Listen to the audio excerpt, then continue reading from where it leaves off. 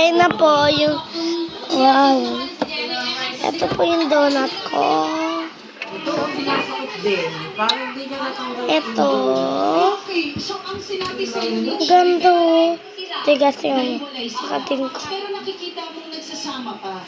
Nasa isang Agating ko.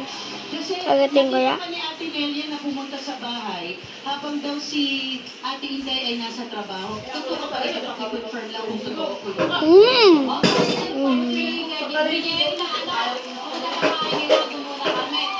Ayos ko pa.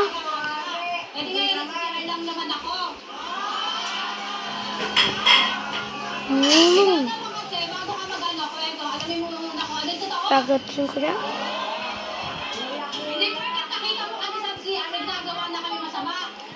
Ano yung sinasabi si Ate Nelia? Ano po yun? Ganitong edad ng walang chismis.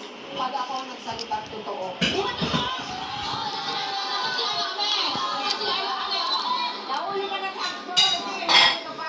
Jay, paano ba kayo nakakilala muna ni Jerry? Ano po ako, sex lady po ako ng about ko. Baka mahina. Ganito po yan. Siya naman po, ititinda po ng product mo.